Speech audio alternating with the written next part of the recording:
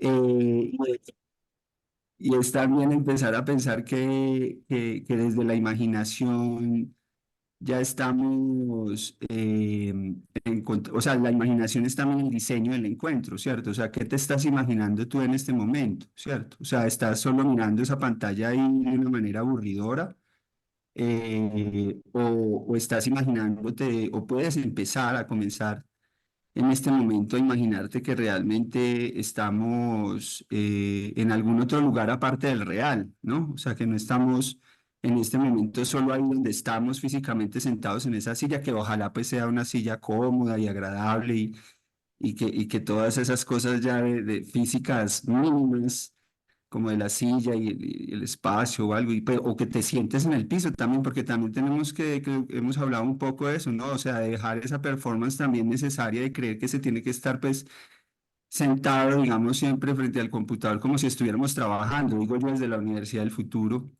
Y que las reuniones también puede ser, pues que te puedes simplemente pues sentar por ahí por donde quieras y ahí yo creo que estamos como creando el campus a otro nivel, que también pues no desestimo el físico, pero que creo que yo que hay que seguirle, en vez de estar en la nostalgia de lo físico, ¿cierto? Como estar en la nostalgia de lo físico que se va perdiendo sin dejar de hacer una reflexión profunda sobre eso físico que es limitado.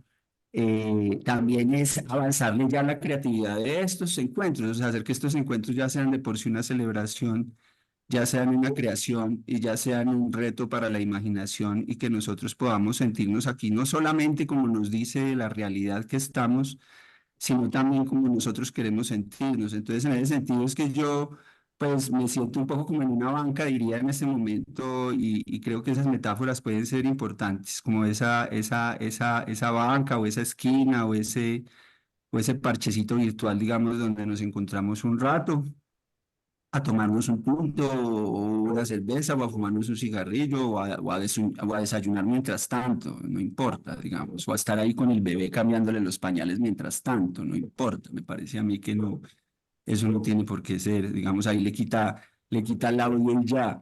La imagen sí me parecería chévere dejarla porque también es llena de estas imágenes de otras cosas, no solo de cuatro rostros ahí pegados contra el marco de una pantalla, sino de pronto también una persona comiendo, o una persona tomando, o una persona fumando, o bueno.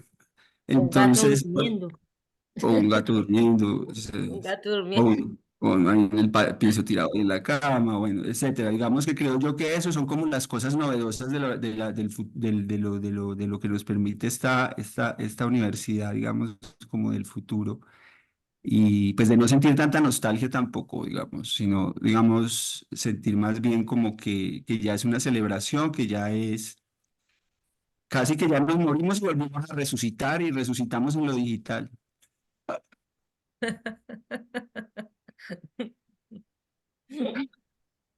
Muy bien, es interesante la palabra campus, ¿no?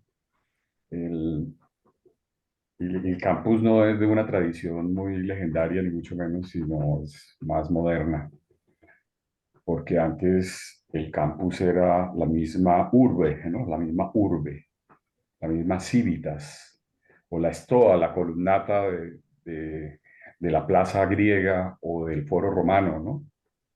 Sobre Ujú. todo la stoa que proviene de los estoicos, provienen de la estoa, ¿no? Que estaban ahí.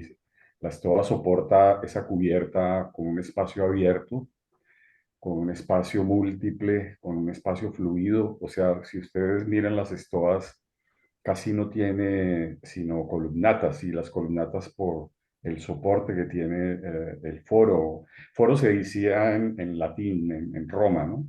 Pero Stoa era el griego, ese lugar extraordinario donde se produjo todo lo que nosotros conocemos, que es nuestra herencia occidental, griega. Entonces, la palabra campus realmente es un noun, es un noun.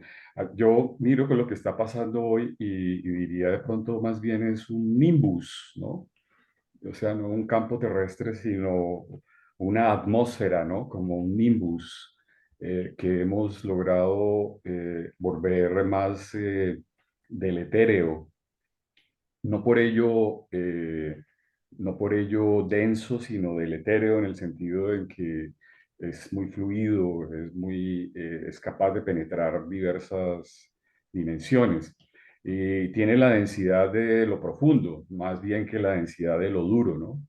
Más bien que la densidad de lo pétreo, aunque uno dice campus y en la modernidad y era un sitio donde se reunía, era esa pretensión que tenían los modernos que yo no sé si fue primero el huevo o la gallina o si fue primero la universidad o primero la fábrica, pero era el lugar donde los concentraban, ¿no?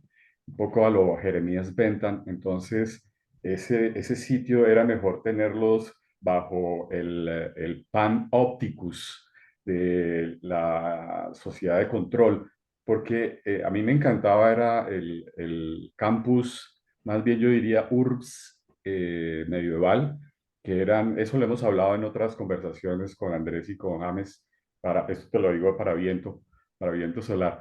Viento solar podría ser un nombre también de ese campus en esta otra dimensión, ¿no? Así como yo digo un nimbus podría ser viento solar, también porque es como una corriente, como unas fuerzas, como eso que traslapa, que me parece interesante, que rompe límites. Pero la universidad medieval era en los bares, ¿no? Era, no en los bares porque uno llamaban los bares, sino las tabernas. Eran en esos, y las tabernas estaban muchísimas de ellas en los claustros de ciertas edificaciones públicas. Esos claustros eran una suerte de estoa en algunos cubiertos y otros descubiertos, pero era donde se desarrollaba la educación, porque la educación no era el canon, sino era como la vida misma. Eso era lo interesante. Entonces, si uno no estaba en la taberna, es decir, estudiando escolástica con un jarro de vino enorme y una prostituta aquí de grandes tetas y grandes nalgas, digamos, sensibilizándolo a uno, tocándolo o algo así, ustedes saben que como dicen los japoneses, es escrito en la piel, ¿no? ¿Ustedes se acuerdan de esa maravillosa eh, serie, o no serie, ese libro maravilloso que se ha escrito en la piel, que este personaje extraordinario, que es director inglés de cine, que se me olvidó en este momento, también se llama Escrito en la piel? Peter, Porque Peter Greenaway. Peter Greenaway, sí, Peter Greenaway hace Escrito en la piel sobre ese libro de los secretos de la almohada, se llama. No me El acuerdo. libro de almohada, sí. ¿Cómo? El libro de almohada. Sí, Pillows, el Li- Pilo está ahí. ¿El Pilo Pillows Book Book, sería? Pillows Book. Pillow Book.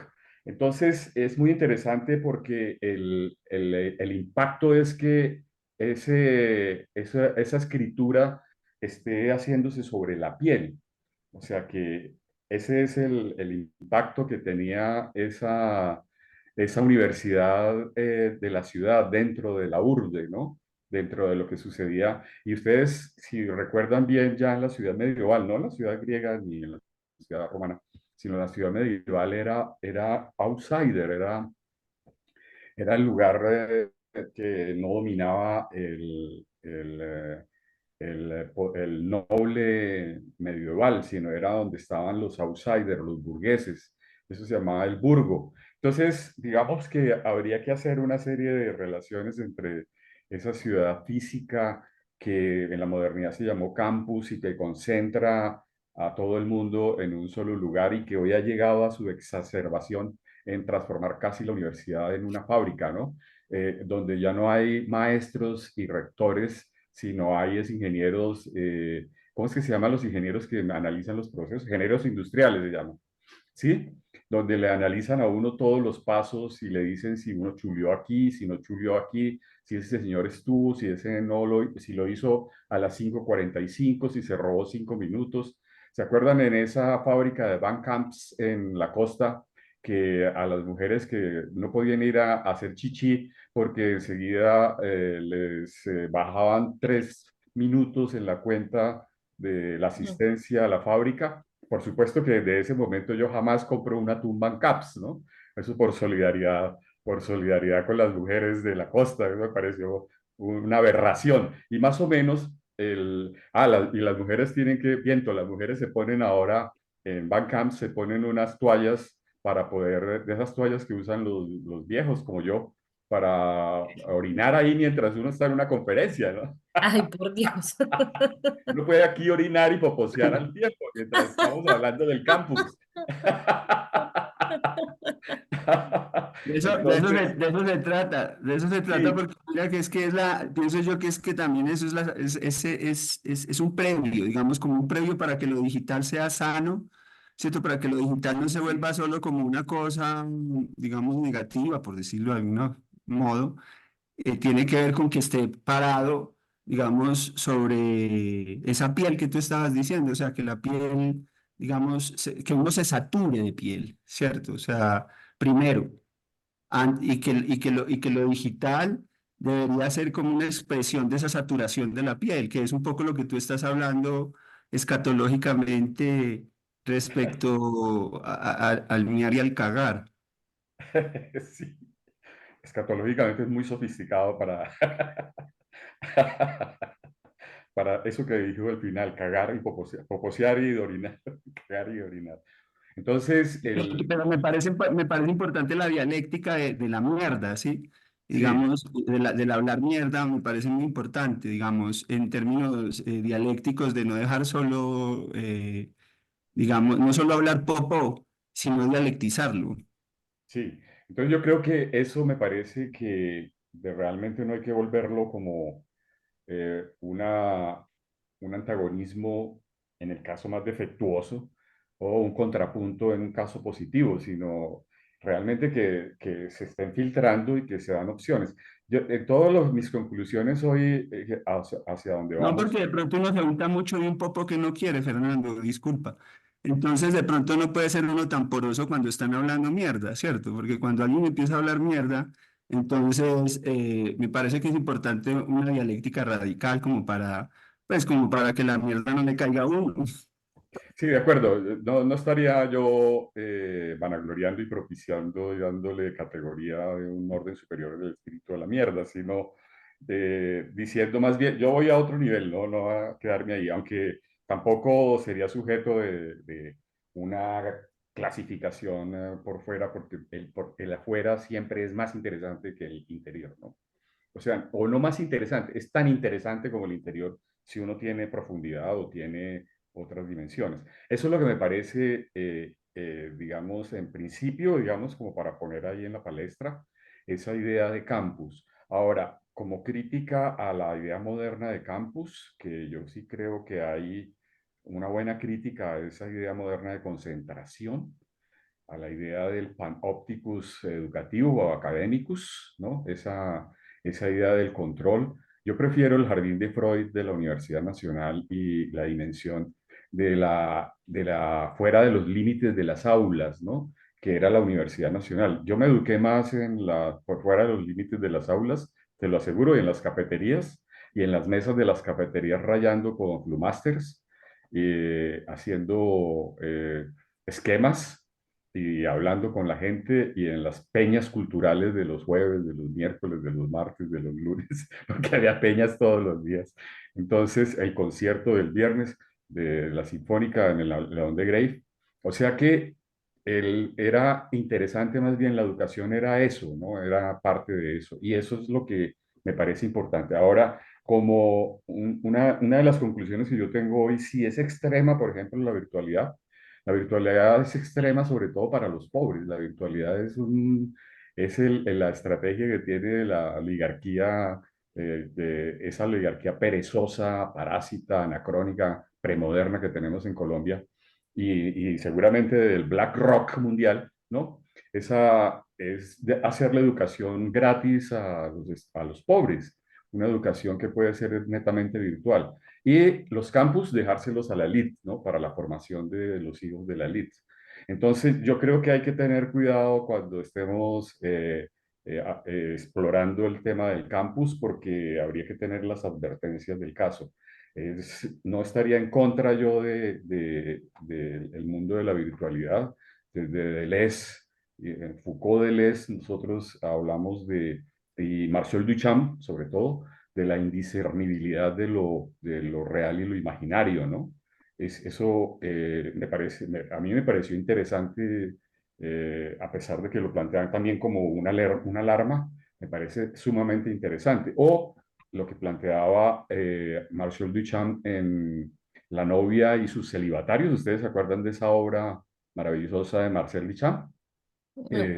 James, de pronto, no sé si tuviera uno la habilidad de colocarlo en la pantalla, Andrés y alguien de ustedes, es Marcel Duchamp y las novias y sus celibatarios. Es que digamos, Marcel Duchamp no le tenía miedo al mundo maquínico, sino que Marcel Duchamp decía que, digamos, con esas metáforas había que entrar en un devenir biomecánico, digamos, así como las obras de Giger que hizo para Alien, el octavo pasajero, ¿no? Ese organismo, el alien, ese alienado que está ahí en el estómago, que sale de esa burbuja, de ese huevo, y uno los ve como unos organismos biomaquínicos. Y nosotros vamos hacia allá, digamos, de alguna manera tenemos marcapasos, muelas de amalgamas, de huesos de titanio, ya nos tienen marcadores en el cerebro, o sea, vamos de corazones artificiales, ¿no? Ya vamos hacia allá y digamos que no, yo no digo que entraríamos a ese lugar como si eso fuera un orgasmo, pero sí debemos entrar como si fuera una realidad, que vamos hacia universos donde digamos, la química ya no es del carbono, sino que puede ser de otros químicos, digamos, pueden ser ya no como la química del carbono como nosotros nos conocemos con nuestros organismos, sino que pueden ser de otros compuestos químicos. Eso es un poco lo que se veía en 2001, Odisea del Espacio, también otro clásico de... A mí a veces se me olvidan los nombres, pero a ver, si ustedes me acuerdan de ese clásico 2001, Odisea del Espacio, del gran director. Polanski, ¿Cómo? Polanski, No, no, no. Kubrick. Stanley Kubrick. Kubrick. Kubrick. Kubrick. Stanley Kubrick. Stanley Kubrick sobre el guión de el otro gran escritor. Bueno, lo que ustedes recuerdan en HAL 9000, si ustedes todavía tienen memoria de la película de 1968, HAL 9000 es el gran computador, pero HAL 9000, lo que descubren los pilotos es que Hans 9000 no solo tenía gran conocimiento porque tenía una memoria gigantesca, y tenía ya algo que es como muy de la química del carbono que somos nosotros, ese organismo que somos nosotros, biológico, que somos capaces de decir, eso es bello, ¿no?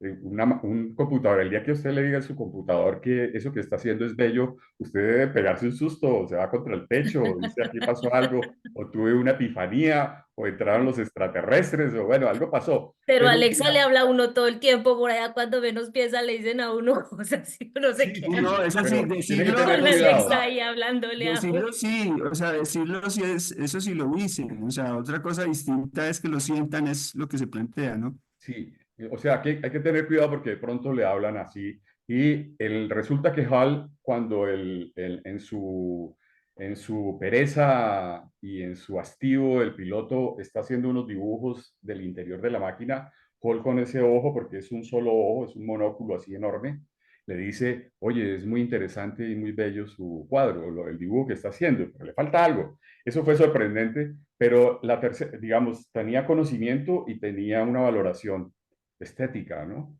Pero lo más impresionante es cuando toma decisiones y hace una ejecución, mata a un piloto y ya iba a intentar matar al otro. Eso es una ejecución, eso es de lo ético, eso son de la convivencia, de las decisiones que uno diría de los seres humanos, ¿no? Pero, y de los animales.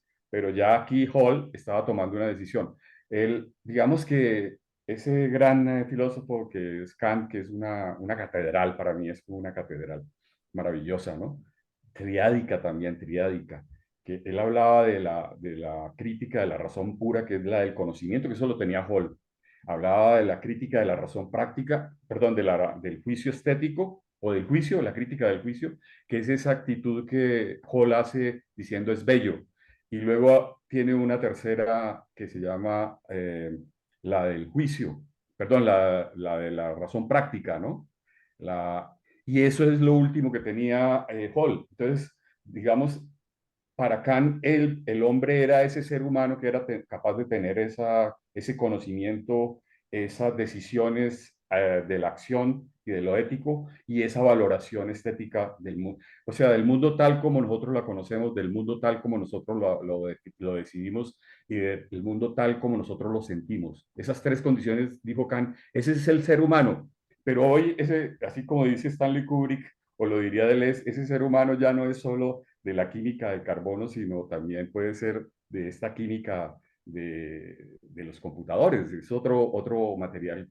Entonces, ahí es donde es interesante entrar a pensarlo, porque el campus también puede todavía seguir existiendo, no hay ninguna segregación en ninguna parte, pero me parece que esas ideas deberían tener esa apertura y más bien esa fluidez a ver si se encuentran regiones también más interesantes. Dijo ahí. Sí, a mí me parece que hay una cosa que me llama la atención de lo que dijiste, Fernando, tiene que ver con la informalidad de los aprendizajes, que a veces en esos espacios donde ahí se da la informalidad o el conocimiento tácito, ¿cierto? Ese conocimiento más fluido, ese conocimiento, esos espacios son muy importantes. Incluso cuando empezó a darse una reflexión en los Media Labs, en los espacios donde se reúnen personas a construir y a crear conocimiento, en el Media Lab Prado, allá en Madrid, recordaba yo mucho que el director decía que ellos habían decidido colocar como un espacio para tomar las cañas y poder compartir de una manera más libre y más abierta, porque les parecía que podían estar en unos espacios más formales, pero cuando ya pasaba allí o en horas de la noche o en otros momentos, como que ahí se completaba lo que no se había logrado en el espacio formal. Y esos espacios pues informales son muy importantes a la hora de construir conocimiento. Quería como señalar esa idea porque me parece potente, pues las hemos vivido muchos de los que han estado en la Universidad del Futuro, que cuentan un poco como algunas experiencias muy significativas a la hora de darse los aprendizajes. Una de las cosas que también a mí me llama mucho la atención era que muchas de las arquitecturas pues están inspiradas también en cosmovisiones, ¿cierto? Y en visiones de mundo y en construcciones culturales y códigos culturales. Entonces uno se preguntaría cuál es la cosmovisión que podría inspirar un proyecto académico para que ahí se derive el campus, las relaciones, las interacciones, la arquitectura. Es muy importante porque así como teníamos el panóptico y teníamos espacios muy parecidos a las fábricas, hoy en día una de las cosas que empieza a aparecer como importante también en nuestra cultura es la dimensión como del tiempo y es una categoría importante. Incluso ahorita yo leía a un filósofo español que llamaba Alien Inerarity y él hablaba de la cronopolítica, como cuando el tiempo se convierte en un asunto tan importante para la cultura. De pronto para la modernidad el espacio y todas esas estrategias de colonización del espacio, pero ahorita parece que hay un desplazamiento hacia el tiempo y hacia la atención y hacia otra forma, hacia la información, hacia cosas más sutiles, pero también que no, por ser tan sutiles, hay también una geología y incluso los que estudian lo de la inteligencia artificial, muchas cosas que se ven así como tan deletéreas como la nube o las plataformas, eso también tiene una pila, la pila computacional también está relacionada con la naturaleza y eso no se puede pues obviar tampoco. Muchas de las cosas que vemos nosotros y el estar acá, pues eso tiene también su correlato como en una geolocalización de muchas cosas, sino que por no ser perceptibles, pues no es que no dejen de existir. Entonces me parece muy interesante ese desplazamiento hacia lo del tiempo, hacia lo de la atención y hacia a lo que podría, como una metáfora muy importante, incluso con Einstein, incluso con mucho de la filosofía existencial y fenomenológica también, es muy inspirada también en la duración, en el tiempo, y hay mucha reflexión en el siglo XX y a principios del siglo XX alrededor del tema del tiempo, que hoy en día pues nos tiene hablando un poco también de cómo pensarnos un campus también como una red también, ¿cierto? Transnacional y más abierta, pero sin dejar tampoco de evadir tampoco los espacios presenciales que también pues son muy importantes. Uno los ve mucho y ve muchos colegios incluso inspirados en esas ideas de algunos pedagogos del siglo XX donde hay en los espacios educativos el espacio para el taller, para cerámica, tejidos, metales, madera, pintura, y eso me parece también muy rico, también que un espacio universitario pudiera también tener espacios donde las personas vayan a hacer cosas como con las manos, con la manualidad, porque esa parte manual es también algo que nos hace a nosotros humanos, la mano, ¿cierto? Entonces pensaba yo que ese campus debería tener como talleres para esa expresión, otros para la expresión corporal, donde haya la posibilidad de hacer gimnasia, yoga, telas, aros, balones, y como la gente pueda pues entrenar su cuerpo. También salas de computadores, donde haya también la posibilidad de espacios muy autónomos para hacer radio, una imprenta, como espacios para lo tecnológico, incluso espacios también para el dormir y para el descansar y para hamacas y unos espacios también físicos donde las personas puedan descansar. Me parece también importante pensar en un espacio así. Obviamente, pues los libros, la literatura también para mí sería como algo también muy interesante que hubieran espacios donde la gente pueda llegar a hacer esas consultas. Y hay una cosa que James decía al principio que me gustaría también un poquito desarrollar, y es eso de cómo podría ser un monasterio digital. Que esa idea me parece muy interesante, se la escuché a Alexander Barr hace unos años, y es una idea donde las personas pueden ir a ciertos lugares privados, ¿cierto? Donde puedan trabajarse a sí mismos y en su parte como interior y a través como de prácticas espirituales. Un espacio donde no, esos espacios no pueden ser obligatorios porque pues, son espacios de libre elección, y me parece pues interesante esa idea. Y una de las cosas también que yo trabajé en la última investigación que hice cuando estaba en Uniminuto, también estábamos pensando cómo como la modernidad le dio mucho espacio como a lo joven, al progreso y esas ideas, muchas veces las personas mayores quedaron muchas veces relegados de esa producción de conocimiento, y nos estábamos preguntando cómo las personas mayores podrían ser libros para ser leídos por las comunidades, ¿cierto? Como así como uno va a la biblioteca a sacar libros, puede entablar conversaciones con personas que han vivido más, que tienen de pronto más experiencia en otros temas, poder como valorizar también esa experiencia. Y también lo pensábamos porque pues es un tiempo donde la sociedad incluso hay un decremento, cierto, de la natalidad, pero también empieza a haber una explosión más de las poblaciones a volverse poblaciones más longevas, y personas, donde hay más mayores, y entonces habría que mirar cómo esas personas pueden también nutrir a la educación. Eso es como para redondear un poquito como lo que se me viene a mi mente cuando pienso como en la. Y la otra cosa que yo he disfrutado mucho y que me gusta mucho, también espacios donde las personas puedan haber espacios para la soberanía alimentaria, o huertas o lugares donde, y incluso cooperativas donde un espacio educativo pueda vender los productos que tiene esa comunidad. No, es que acá hay música, acá hay video, cine, acá hay cosas materiales. También sería interesante tener un espacio donde lo que produce la comunidad lo pueda también repartir. Y bueno, el bar, la discoteca, los bazares, los festivales, esas cosas sí que también llenan de mucho de vida a cualquier experimento educativo.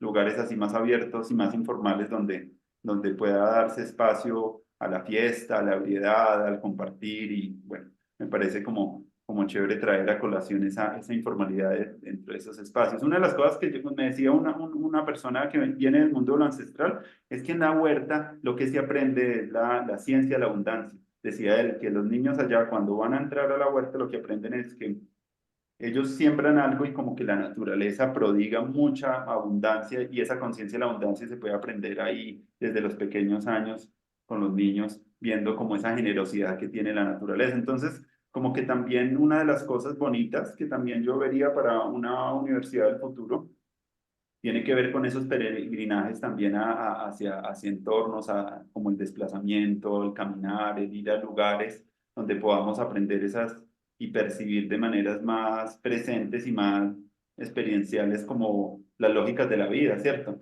Y hay una gran producción ahorita de literatura frente a ese tema, frente a temas como la naturaleza, cómo puede inspirar también pues, los procesos también de construcción de las ciudades, de construcción de un aula. Me parece eso como, ha habido como una gran producción literaria alrededor de eso que valdría la pena ver. Ahí por ahí mi hermana me comentaba hace unos días un libro muy bello que salió que se llama Habitar como pájaro, donde unos ornitólogos como que se ponen a explorar cómo a través del pájaro, cómo podríamos pensarnos esas nuevas maneras de habitar, ¿cierto? Mirar cómo en ciertas cosas naturales de la evolución de la naturaleza nos pueden ayudar a pensarnos también nuestro propio hábitat, nuestro propio ethos. Me parece como interesante. Dejaría por ahí como para redondear un poco cómo sueño yo esos espacios de la universidad del futuro. Pero el tiempo sigue siendo pues algo relevantísimo para pensar hoy en día cualquier espacio universitario, no solamente la espacialidad. Yo también quiero reforzar esa idea de la que hablaron ustedes, también la dijo Fernando, lo de la atmósfera y el ambiente, porque pensando en una universidad del futuro que que crea son experiencias, ¿no? De hecho, es la vida misma la que más nos enseña y de la que más aprendemos. Entonces, volviendo a eso de los ambientes o del ágora, que también lo mencionó Fernando, pues aquí en España eso se vive todo el tiempo y a mí me ha parecido muy bonito porque, por ejemplo, hay conferencias en la calle, tú vas y hay programado una persona que va, simplemente está ahí como hablando sobre un tema con otra persona y la gente se va acercando, ni siquiera le hacen un tanto de publicidad al asunto, pero eso ya es una cuestión cultural y la gente simplemente llega y se para ahí, debaten, conversan y la gente se va y viene. No son ni siquiera como espacios académicos, sino más bien espacios culturales. Entonces es como desde el ambiente, el espacio físico de la ciudad, en la parte externa, porque lo otro que me parece muy bonito es que la gente come afuera. Aquí no hay ni techos, o sea, las mesas y las sillas están afuera, en la calle, y la gente simplemente llega al restaurante, está ahí, pero todas las mesas están afuera y la gente almuerza afuera y disfruta como del ambiente. Entonces, eso es lo que hace realmente importante un aprendizaje, que en ese relax, en ese relajo, en ese poder sentirse tan cercano al otro, hay un proceso de compartir, de entregar ese conocimiento o de intercambio que se hace mucho más, que llega mucho más al ser, ¿no? Que va mucho más adentro que una clase diseñada dentro de un aula, dentro de cuatro paredes, ¿no? Que a veces se vuelve monótona, cansona y uno realmente a eso ya no o eso a mí ya por lo menos no me moviliza. Igual que la naturaleza que decía Andrés, ¿no? Pues precisamente eso es lo que se busca con los jardines infantiles, que a los niños les generan el diseño de un ambiente, se les organiza un ambiente para que estén, para que vayan y puedan disfrutar jugando. Entonces creo que no vamos a dejar de ser niños nunca y esa es la mejor manera en la que aprendemos, cuando jugamos, cuando nos divertimos y cuando nos sentimos libres de poder estar en ese lugar. Entonces esos ambientes creo que son los que, como que los que potencian ese aprendizaje. Sin embargo, sobre lo que decía James ahorita sobre lo del extremo de la imaginación desde lo online o estos medios que sesgan tanto también porque uno siente que, que faltan cosas, que a veces falta así el abrazo, la cercanía. Yo soy muy somática, muy de tocar y a mí me hace falta esa cercanía, pero hay un elemento ahí importante que dice James, es ese, poder llevarnos la imaginación como a algo más, ¿no?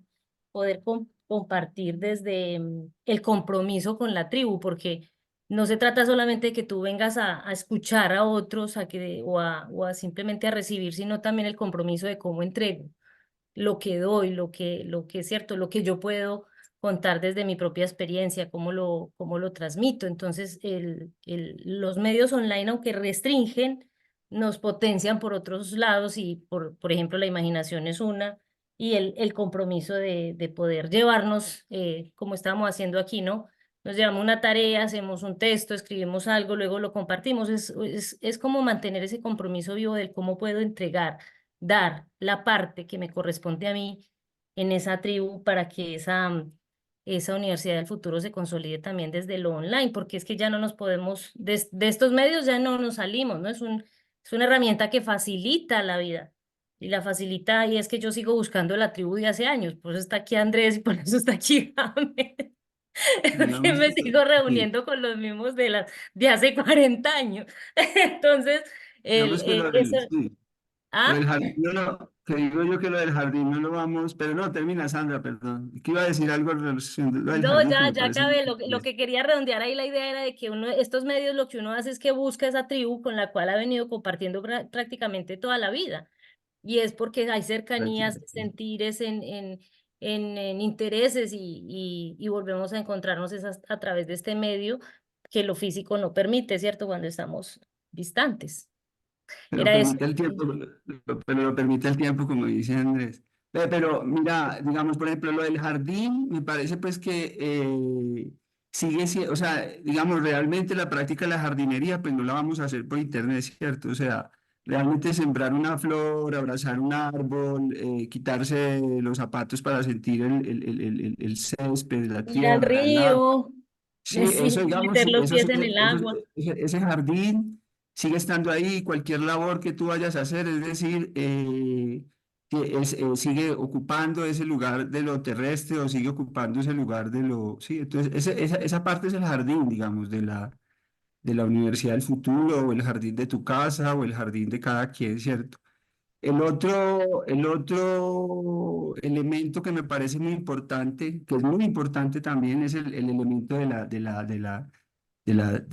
la ciudad, digamos, de lo urbano y de la cuestión que tiene que ver con la ciudad, sí, con la administración, el pensamiento, el diseño, la creación, la imaginación de lo que es la ciudad, digamos, en términos de constructo, que de algún modo se contrapone como a lo natural, podríamos hablar de la cultura como tal, ¿cierto? O sea, como todo aquello que es en últimas una transformación de lo natural, como en otro producto, digamos, que es lo que genera todo digamos, en principio como la ciudad, lo urbano, lo civilizatorio y todo ese cuento. Me parece que esto es la parte muy importante de la universidad del futuro y de nuestros hogares. Y es que además nuestros hogares van a estar también inscritos en una red, digamos, de poder simbólico que tiene que ver con lo urbano, que tiene que ver con la ciudad, que tiene que ver con no sé, con las tuberías de agua, con la electricidad, con las paredes, con la DIAN, con el plan de territorio, organizacional del territorio, etcétera, el POR y todas esas cosas, digamos. Eso ya estaba antes de Internet, ¿sí me entiendes? O sea, eso existía antes de Internet. Entonces, esos dos proyectos, el jardín y el proyecto del jardín, el proyecto del Cosmopolita también, porque es que el proyecto de la ciudad no es el proyecto de la ciudad de Berlín o el proyecto de la ciudad de Manizales, es el proyecto de la ciudad planetaria. ¿Cierto? Es el producto de un ciudadano informado, ¿no? De una red de información que permite que los ciudadanos se muevan a través del mundo como con una información de mayor calidad, y en fin, y todo lo que eso implica como administración. Esas dos cosas, eso estaba antes de Internet, ¿cierto? Ahí la Universidad del Futuro no es ninguna Universidad del Futuro, es la universidad común y corriente, digamos, la que ha habido todo el tiempo, la Universidad del Jardín y la Universidad de la Ciudad, o sea, la universidad que puedes hacer en tu jardín y la universidad que puedes hacer tomándote una media de aguardiente con tus estudiantes ahí en la esquina, digamos. Esas dos, digamos, existían antes de Internet, ¿cierto? Eso no son Universidad del Futuro. La universidad del futuro es esta, digamos, lo que estamos viendo nosotros ahora, gracias a la tecnología, porque si no, no estuviéramos viéndonos, ¿cierto? Estaríamos en nuestro jardín o estaríamos en la tienda tomando con nuestros estudiantes, digamos. Si no tienen jardín o no tienen una esquina donde estar con sus estudiantes y por eso están aquí, eso ya no es culpa como nuestra, digamos. Eso ya es una cosa que tienes que resolver tú en tu propia vida, digamos, ¿sí? O sea, ve y siembra tu jardín. Ve y tómate una cerveza con tus amigos en tu esquina. Eso es un problema tuyo, eso no es de la Universidad del Futuro, me parece a mí. O sea, la Universidad del Futuro no se puede cargar con el problema de que tú no tengas jardín y que tú no estés sintiéndote solo o desolado, no tengas nada más que hacer. Entonces, por eso viniste aquí a conectarte, digamos. Yo creo que eso no vale la pena botarle plata al bienestar familiar de la Universidad del Futuro para ayudar a este tipo de estudiantes o profesores. Yo creo que es mejor decirles que esta universidad no es para ellos, ¿cierto? El jardín y la tienda la tienen que lograr ellos por su cuenta. en eso sí los dejamos solos, o con sus familias, o con sus parejas, o con sus hijos, resuelvan su cuento. Digamos, lo que es futuro es que estemos en una videollamada hablando sobre un campus, digamos. Eso me parece a mi futuro. Y si no somos capaces de imaginar eso y usamos estos medios para seguir hablando de las cosas que no son futuro, pues digamos, pues yo creo que vamos a terminar dando vueltas y vueltas y vueltas aquí preguntándonos qué es la universidad del futuro y siempre que ya estamos en ella, ¿cierto? Entonces por eso yo sigo diciendo, hombre, ya estamos en la universidad del futuro, ya estamos en clase, parchémonos, empecemos ya, digamos, como a hacer cosas aquí, pero dejemos la nostalgia, es lo que digo yo. Bueno, yo creo que, digamos, yo estoy de acuerdo con lo que está señalando James. El futuro realmente lo imaginamos, lo creamos. Y el único lugar y el único tiempo donde se puede hacer es aquí y ahora. No lo hacemos ni en el pasado ni lo hacemos en el futuro porque esa habilidad todavía, pues todavía no la tenemos. Digamos que el día también que tengamos esa habilidad, si aquí nos pasó algo ya. Y me voy a partir nuevamente de un ejemplo de un campus y un ejemplo cercano a nosotros. Yo no sé si Viento es colombiana o es española, pero bueno, si es colombiana, de pronto es cercana. Es el campus de la Universidad Nacional. Fue el primer campus universitario de Colombia que se concibió en los años 30 en el gobierno de la Revolución en Marcha, además se llamaba la Revolución en Marcha, que también era como decir la Universidad del Futuro, ¿no? La Revolución en Marcha. unas, unas similitudes. Y ellos formulan una universidad del futuro, para eso traen un cerebro alemán, exiliado, pero un cerebro alemán en la Segunda Guerra Mundial, que si ustedes recuerdan la imagen de la Universidad Nacional tiene como una forma, eh, como la morfología que yo estoy señalando aquí con las manos, más o menos. Y el diseñador lo que pensó fue en un búho, porque el búho era la metáfora de la sabiduría, ¿no? Y él, si ustedes miran la Universidad del Futuro, él la pensó así, dijo, yo la veo, la morfología de la universidad, y él estaba pensando en la universidad que han desarrollado en los últimos 60, 70 años, porque ni siquiera fue la universidad de los años 30, 36, 40, que todavía era muy pequeña.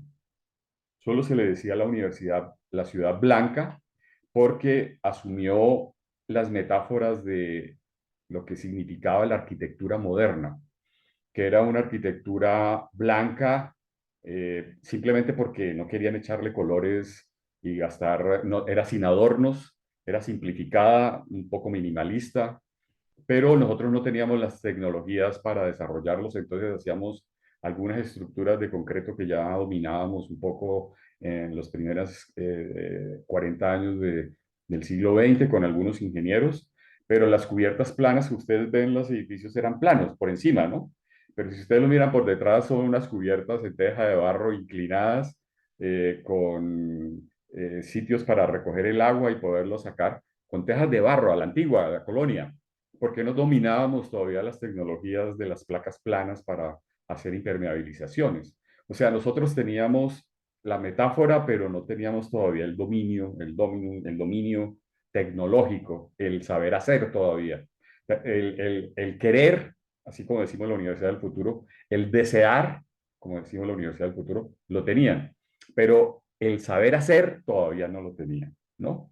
Y se produce el búho porque era la idea, digamos, moderna de dominio completo del saber, ¿no? De esas estructuras taxonómicas que hacían del conocimiento, que en otra época eran más sencillas, y no digo sencillas porque fueran fáciles ni mucho menos, eran muy profundas, pero digamos tenían menor cantidad de campos disciplinares, etcétera, etcétera.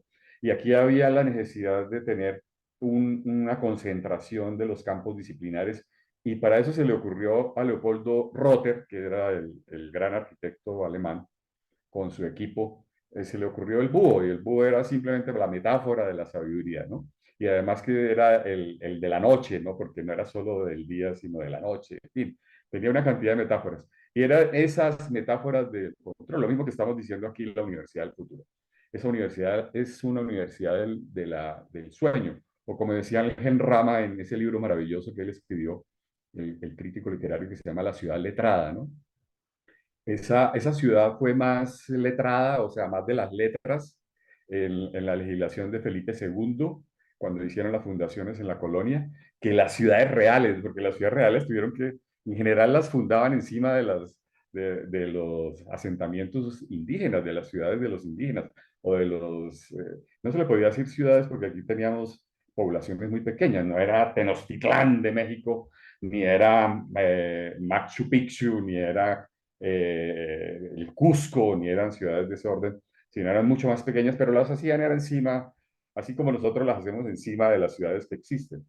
Entonces, para no caer en esas metáforas omniabarcantes, sencillas de la modernidad, como la del búho, y yo uso más que la del búho, por ejemplo, la metáfora de la Universidad Nacional, es la metáfora que hizo Bernini, el gran arquitecto barroco que amplió la plazoleta de San Pedro en Roma. ¿Ustedes se acuerdan que en la plazoleta de San Pedro en Roma son dos brazos, que son dos estoas enormes, dos columnatas? Y Gian Lorenzo Bernini, el encargo que le puso el Papa, porque los papas eran también brillantísimos, mandaban a hacer unas maravillas. Era el sueño del Papa en ese momento que estaba enfrentándose a la contrarreforma, a la reforma, ¿no? Y lo dijeron, nosotros abrimos esos dos brazos, que son esas dos estoas, y lo que estamos diciendo es que aquí estamos con los brazos abiertos recogiendo a toda la hermandad de la cristiandad del mundo, ¿no? O sea, no era tampoco se necesitaban uno muchísimo alucinógeno para poder sacar esas cosas, pero era la alucinación del gran papa, ¿no?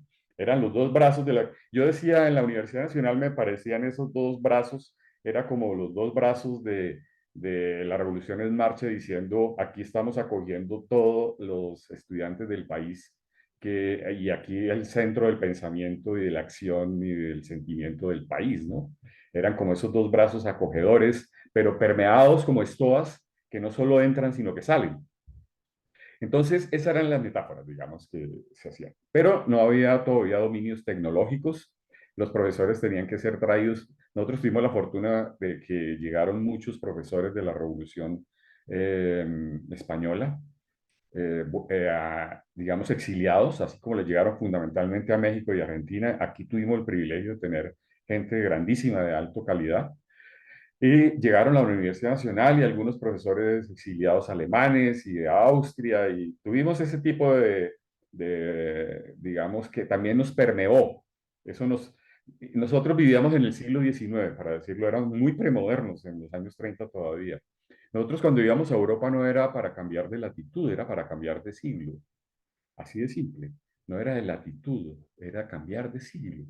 Entonces, y uno pasaba por un gran espacio, que era con los cachacos bogotanos, le decían, es que voy para Europa, pero tengo que pasar por Tierra Caliente, ¿no?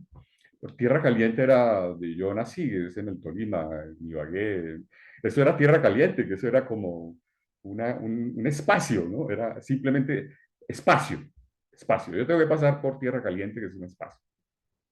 Entonces las metáforas iban mucho más allá, era la ciudad letrada de Ángel Rama, de la de los sueños, el sueño del orden lo llamaban en la época de Felipe II, ¿no? El sueño del orden, esa ciudad de la cuadrícula, ¿no? El sello, así como en Bogotá, así, el sello se lo pusieron ahí encima de la edificación de la población indígena Bacatá, se llamaba Bacatá, Chipcha, y ahí de la séptima hacia arriba va subiendo sin ninguna transformación, o sea, no se adapta al espacio orgánico de la montaña, sino va directo, como si fuera el damero del ajedrez. No les importaba porque era el sueño de un orden.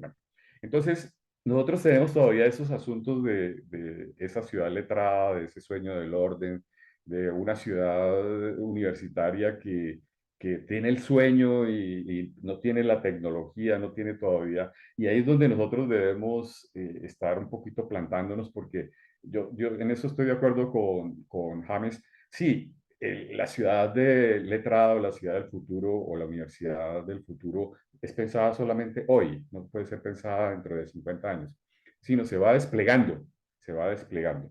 Entonces, ahí me parece que sería un punto interesante. Entonces, como he retomado el tema tecnológico, es decir, de la tecné, del arts, del arte, del hacer, lo estoy retomando, porque el asunto era que la universidad se transformó en el lugar del pensar, ¿no? Solamente como si fuera otra vez la división aristocrática entre el del dominante y, perdón, el del trabajo era como de la gleba y de los esclavos, y el otro no tenía que tener relación, sino solamente el pensar, el diagogos, ¿no? Ese diagogos griego, que era el ocio elegante o el reposo distinguido, ¿no?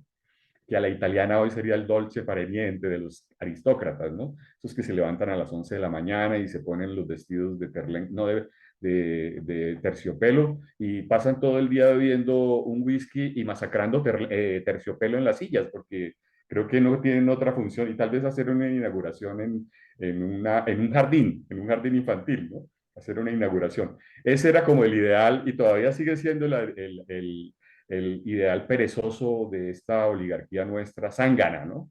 Zángana, que no tiene esa actitud de la ética protestante, de la acción y de hacer, tener esos efectos. Entonces, por ejemplo, para decir algo muy crudo tecnológicamente, el acero fue el material del siglo XIX con la cual se hicieron las grandes edificaciones. El concreto reforzado fue el material del siglo XX con la que se hicieron las grandes edificaciones y las grandes dotaciones urbanas. Pero no es posible que una universidad del futuro, si en la materialidad, de una parte que sería la materialidad de una universidad del futuro, se hiciera en concreto reforzado y en acero, que son dinosaurios de la era industrial, de Mm. la era técnico-científica, ¿no? De la era, esto no es posible. Hoy la revolución se hace es con madera y materiales orgánicos. Entonces, por ejemplo, yo doy clases en el posgrado de arquitectura de la vivienda en la Universidad Nacional, esa es la maestría, y yo les decía, ¿cómo es posible que la Universidad Nacional, que es el centro del pensamiento, de la tecnología, del conocimiento y de la experiencia del país, haya construido la Facultad de Artes? No sé si ustedes la conocen, pero hicieron en puro concreto, a la vista, en la actitud, en una escuela estilística de la arquitectura moderna se llama el brutalismo, ¿no? Y no es raro que se llame el brutalismo, yo lo tomo en el sentido de ser brutísimo, ¿no? Porque el brutalismo era en el sentido de mostrar el material al burdo, que ese era el concreto que se hacía, y hoy hacen la sede de la Facultad de Artes de la Universidad Nacional, en todas, falta hacer la de arquitectura, pero van en el mismo camino, y hecho en concreto, reforzado a la vista. Entonces yo dije, esta universidad, así como dice la metáfora de que los generales están preparados para ganar la guerra anterior, esa universidad estaba preparada para ganar la guerra del siglo XIX y tal vez entrenados ya para agarrarla de la primera mitad del siglo XX, pero no para la del siglo XXI, no para donde estamos nosotros parados. Esa universidad si hubiera sido interesante y hubieran sido realmente del sueño, el sueño, hubieran colocado no un material del futuro, si la madera es el material más antiguo, solamente le gana en actividad la profesión más antigua del mundo. Pero este sería, la profesión más antigua del mundo se hizo recostado sobre estobas de madera porque no había otro material. Los materiales tal vez eran los pétreos de las cuevas, ni siquiera se habían inventado los ladrillos de cerámica o de tierra. Entonces, hoy, por ejemplo, la universidad se equivocó de palmo a palmo en plantear la imagen de lo que sería una universidad del siglo XXI. Debería haber hecho en madera, con materiales orgánicos, con todo el apoyo tecnológico que hoy aporta para una edificación de ese orden, ¿no? Acuérdese que, por ejemplo, un material como el concreto y la madera son menos potentes ante un sismo perdón, el acero y el concreto son menos resistentes ante un sismo que la madera. La madera, como dicen en tu tierra, James y Andrés, los constructores maravillosos dicen, el aguadua y la madera no son sismo resistentes, son sismo indiferentes, porque ellos danzan con el sismo.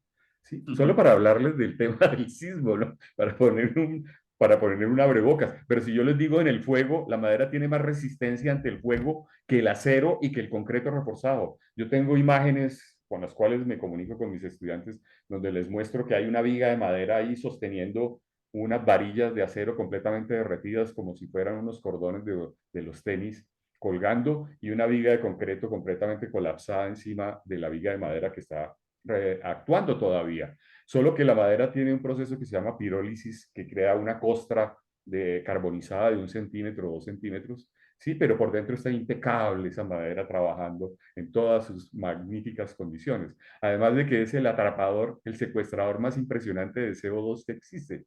Cuando está naturalmente, le devuelve oxígeno a la atmósfera, pero normalmente el único material de la tierra que es cultivado se llama la madera.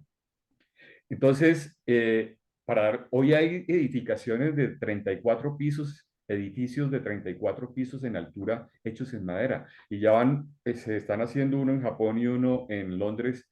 Están las consultorías trabajando, un edificio en Japón de 350 metros y uno en Londres de 300 metros. Cuando esas edificaciones pueden dar 70, 80 pisos. No solo se hacen en altura, sino pueden ser rascacielos, no necesitan ser rascacielos, ¿no? Pueden ser rascacielos que están sobre la superficie. Entonces, eso es todavía lo que tienen que involucrarse, que hay otras opciones. Entonces, yo tengo la idea, pero vuelvo y la hago en concreto reforzado. Yo no tengo ninguna idea si la hago en concreto reforzado. Yo lo que estoy es capturado en el siglo XIX. Estoy capturado en la modernidad, ¿no? Estoy capturado. Soy un arquitecto, un urbanista o un pedagogo, o un profesor, un académico o un botador de corriente del siglo XIX, de la modernidad. Soy digamos que un dinosaurio de la modernidad.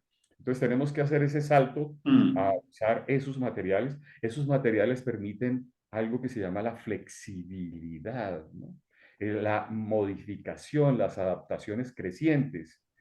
Uno puede tener adaptaciones decrecientes o crecientes y puede tener adaptaciones típicas o atípicas, pero pensado de esa manera es factible que un campus en ese sentido sea mucho más flexible y se pueda pensar que ya como conceptos que tienen las ciudades más contemporáneas como de ciudad amable, la ciudad de 15 minutos, que no hay nada que sea más lejano, sino uno simplemente sale caminando y en 15 minutos llega al otro lugar y está con todos los componentes. Y hay sitios, por ejemplo, como voy a colocar la imagen simplemente para colocarla, ¿no? Porque eso sea el ejemplo.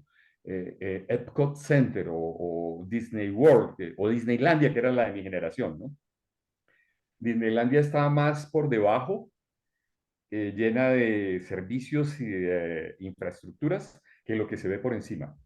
Si se dan cuenta ustedes, es como la metáfora del teatro. El teatro, digamos, es más todo lo que soporta el acto teatral y el público, que es más grande que la sala del público y la caja escénica. Es todo lo que soporta, eso es más complejo, es de una complejidad enorme, pero uno no la ve normalmente, o si quiere la puede ver, pero eso es lo que podría ser y por encima los espacios estarían liberados. Ahora, hay ejemplos que se han hecho, yo les puedo señalar un par de ejemplos, no sé, tal vez lo conocen ustedes, se llama Arcosanti en el desierto de Arizona, en Estados Unidos. Hay un gran arquitecto, discípulo de Frank Lloyd Wright, una vedette importante, un gran arquitecto de los Estados Unidos del siglo XX. Ese arquitecto italiano se llamaba Paolo Soleri. No en vano tenía el nombre de Soleri, ¿no? El sol, así como viento solar, ¿no? Él, él, él, él decidió que la ciudad que él veía no era la ciudad que él estaba soñando y decide soñar una ciudad que él la llamó Arco Santi. Pero la palabra arco viene de arcology. Arcology es la unión entre arquitectura y ecology. Él en los años 50 él ya pensaba en la ecología, algo que a nadie le importaba en el urbanismo ni en las ciudades. Eso no era un tema, eso no era tematizado. Él ya lo pensaba y hizo una ciudad con un poco de chifladitos, ¿no? Que eran los que en ese momento podían hacer la ciudad. Iban a trabajar, por ejemplo, arquitectos jóvenes que iban y trabajaban gratis 2 años y vivían ahí y ayudaban a armar arcos. Les Les sugiero que allá en los buscadores busquen Arcosanti y de pronto ven las imágenes. Y hay una que montó Aurobindo en la India, que se llama Auroville. Auroville es ville en francés, villa, ¿no? De la ciudad de Aurobindo. Y ellos montan una ciudad de acuerdo con una mirada trascendental que tenía Aurobindo. Aurobindo fue uno de esos primeros místicos del siglo XX que hizo uniones que no existían entre el Oriente y el Occidente, ¿no? Y hace una mirada integral, un poco. Si ustedes miran todo lo que escribe Ken Wilber, una de sus fuentes interesantes, profundas, es Aurobindo, ¿no? Se escribe Aurobindo. Y Auroville era la ciudad, es una metáfora de espirales. Obviamente en el centro había una esfera donde entraban a meditar, era un centro de meditación, pero toda la ciudad era como de espirales en desarrollo. No era frente a esa grilla, a ese ajedrez, a esa cuadrícula de ajedrez que nosotros conocíamos desde Grecia y que en España se vuelve muy poderosa. Ellos ofrecían otras posibilidades y estaban pensando hoy sobre dimensiones más allá del tiempo. Pero eso es lo que me parece que pronto también habría que abrirlo y pensarlo y digamos que tecnológicamente acercarse a eso y sentirlo en esa dirección también, ¿no? Dejo ahí. Gracias, Fer. Compañeros, yo me tengo que ir. Qué pena con ustedes. Generalmente tengo una horita para conectarme aquí. Ahí les dejo un abracito. Yo veo la grabación después, Andrés, de lo Bueno, que termine gracias, concluyendo. Sandra. Un Hay una cosa abracito. Gracias, muy chao, interesante gracias. en la Chao. configuración de la forma y del espacio, que a veces esa configuración produce ciertas lógicas en los intercambios, ¿cierto? Y en las relaciones. Hay una relación. McLuhan habló mucho, adelantándose al tiempo también de lo que estamos viendo ahorita con las redes digitales, cómo esa construcción de redes pues produce un descentralismo completo, una descentralización que exige nuevas manifestaciones de la autoridad docente. Y ese trabajo pues lo ha recogido también y muchas personas que están mirando esa metáfora de la red como una metáfora para los nuevos intercambios, como que piensan que permite también mostrar otras maneras de descentralizar esa posición de autoridad, siendo la autoridad algo importante en la educación y creo que es algo válido a pesar de que se descentralice. Siempre esa simetría en el intercambio a veces es algo importante, porque a veces pusimos mucho en el discurso también actual como lo horizontal. Y yo siento que como lo horizontal, también lo vertical también es importante. En términos dialécticos, está tan importante lo horizontal como la verticalidad. Entonces, McLuhan se preguntaba como frente a los artefactos técnicos, como un esquema también como Wilber también un poco, pero diferente, como un marco de cuatro preguntas, como lo que él llamaba la tétrade. ¿Qué es lo que agranda o lo que incrementa ese artefacto? ¿Cierto? Es la primera pregunta que se hacía a él. ¿Qué permite que ese artefacto, ¿cierto? Ese dispositivo tecnológico incrementa? ¿Qué es lo que hace obsoleto? Era la otra pata de ese tétrade. Y hay una pregunta que me gusta mucho, ¿qué recupera que haya estado antes en desuso? Esa sería la otra pregunta. Y ahí yo me preguntaría qué es lo que lo digital recupera que antes no estaba. Y yo siento que esa dimensión de la oralidad, y él tenía una intuición también, él hablaba del tribalismo como una nueva manera de que las sociedades electrónicas, decía él en su época, pues estaban volviendo otra vez a esa dimensión, digámoslo, de lo tribal. Y hay una cuarta pregunta del tétadre maglugiano que me parece muy interesante, ¿qué es lo que invierte o transforma cuando se lo empuja hasta el límite de su potencial? Son como esas cuatro preguntas y escuchando a Fernando, pues me llamaba mucho la atención que en últimas todo artefacto también es un arquetipo. Lo veía cuando ponía la metáfora del búho, ¿cierto? Es un animal que representa la sabiduría y también, por ejemplo, en la mitología romana también estaba Minerva. No recuerdo quién es el que hablaba de, si Hegel o Hölderlin, que hablaba de cuando Minerva levanta el vuelo al crepúsculo, decía refiriéndose a la sabiduría, que siempre como que la sabiduría llega tarde cuando ya de pronto ha amanecido, ¿cierto? Entonces, me llama mucho la atención eso del artefacto como un arquetipo, porque es que en la sesión pasada estuvimos hablando mucho de los arquetipos, pero muy ligados más a la personalidad y a los mundos individuales, pero uno podría mirar que un artefacto tecnológico, un campus, también pues tiene, está enfocado a veces como con esa dimensión simbólica fuerte.